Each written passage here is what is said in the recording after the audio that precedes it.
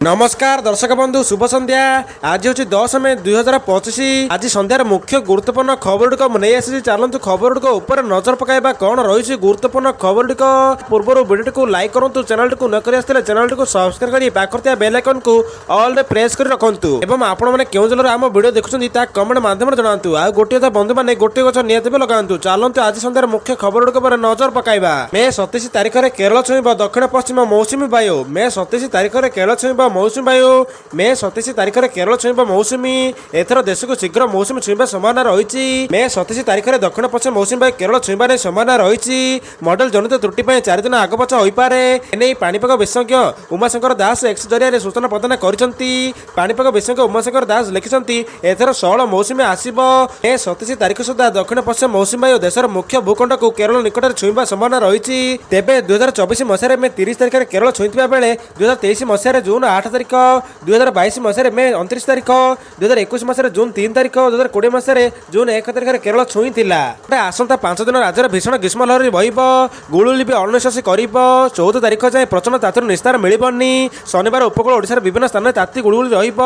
11, 12, 13 तारिख में पश्चिम ओडिशार विभिन्न स्थान में ग्रीष्म लहरी बहिपारे। 14 तारिख आभ्यंतरीण ओडिशार अधिकांश स्थान में ग्रीष्म लहरी बहिब बोली पाणीपाग विभाग पूर्वानुमान करिछि। 11 तारिख में बालेश्वर, भद्रक, जाजपुर, केन्द्रापड़ा, कटक, जगतसिंहपुर, पुरी, खोर्धा, नयगढ़, गंजाम, गजपति जिले में प्रबल गरम गुळुगुळि होइपारे।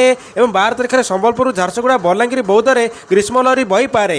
बालेश्वर, भद्रक, जाजपुर, केन्द्रापड़ा, कटक, जगतसिंहपुर, पुरी, खोर्धा, नयगढ़, गंजाम, गजपति, मयूरभंज में भीषण गरम गुळुगुळि आशंका रही।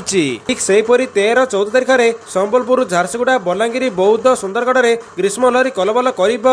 बालेश्वर, भद्रक, जाजपुर, केन्द्रापड़ा, कटक, जगतसिंहपुर, पुरी, खोर्धा, गंजाम, गजपति, मयूरभंज, केन्दुझर और ढेंकानाल में असंभाळ गरम गुळुगुळि होइपारे बोली पाणीपाग विभाग आकलन करिछि। परवर्ती खबर, भारत पाकिस्तान विवाद मध्य कमिला सुना दर। भारत एवं पाकिस्तान मध्य बढ़ुवा उत्तेजना मध्य सुना दर में बड़ परिवर्तन देखा मिली। गुरुवार अपेक्षा शुक्रवार सुना दर में सामान्य ह्रास देखा मिली। आज राजधानी भुवनेश्वर में 24 कैरेट सुना मूल्य 10 ग्राम पिछा 98,350 टଙ୍କା रही बेले 22 कैरेट सुना मूल्य 10 ग्राम पिछा 90,150 टଙ୍କା खसी आसी। मुंबई में 24 कैरेट सुना मूल्य 10 ग्राम पिछा 98,350 टଙ୍କା रही। 22 कैरेट सुना मूल्य 90,150 टଙ୍କା रही। एपरी जातीय राजधानी नुआदिल्ली में 24 कैरेट सुना मूल्य 10 ग्राम पिछा 98,500 टଙ୍କା रही।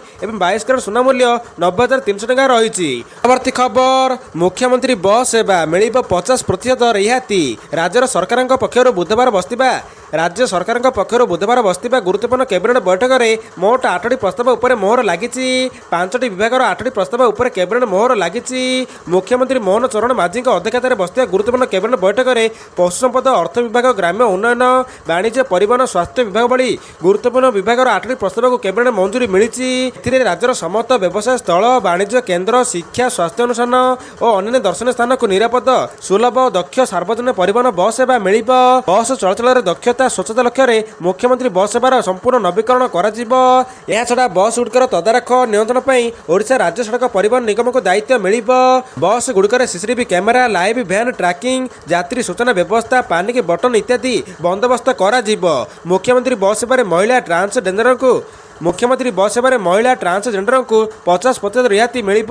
छात्र, भिन्नक्षम, वरिष्ठ नागरिक मिल 50% रिहाती।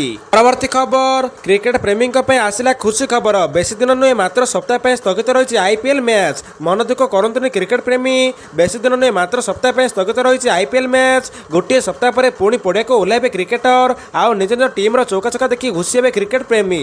एबे भारत पाकिस्तान मध्य लगी रही उत्तेजना, जहाँकि आगु भयंकर युद्धर रूप नेबे कि नहीं ता आकलन तो एबे देशर विभिन्न स्थान में हाई अलर्ट जारी कर तेणु आईपीएल मैच को अनिर्दिष्ट काल स्थगित रखा। जदि देखा आईपीएल 16टी मैच बाकी अच्छी हेले भारत पाकिस्तान उत्तेजना मध्य मैच को अनिश्चित काल स्थगित रखा बीसीसीआई निष्पत्ति नहीं बेले पर मात्र सप्ताह स्थगित रखा स्पष्ट कर बीसीसीआई। एजाए केउं स्थान में मैच खेल से नहीं कौन सूचना दि जाए नहीं। समस्त स्टेक होल्डर्स आलोचना पर नुआ शेड्यूल घोषणा कर। भारत और पाकिस्तान मध्य युद्ध भली परिस्थिति सृष्टि होती। गुरुवार राति 8 मे राति आईपीएल 2025 पंजाब किंग्स बनाम दिल्ली कैपिटल्स मैच बातिल करने को पड़ा। धर्मशाला गोटे मैच स्थानांतरित हो सारी एने सूचना देती बीसीसीआई। जदि देखा कोरोना परिस्थिति समय आईपीएल को स्थगित रखा। ପରବର୍ତ୍ତୀ ଖବର, ପାକ୍ ଗୁଳିରେ ପ୍ରାଣ ହରାଇଥିବା ଲୋକଙ୍କ ପରିବାରକୁ 10 ଲକ୍ଷ ଟଙ୍କାର ଅନୁକମ୍ପା ରାଶି ଘୋଷଣା। ପାକିସ୍ତାନର ଗୁଳିମାଡ଼ରେ ପ୍ରାଣ ହରାଇଥିବା ସାଧାରଣ ନାଗରିକଙ୍କ ପରିବାରକୁ 10 ଲକ୍ଷ ଟଙ୍କାର ସହାୟତା ଦିଆଯିବ।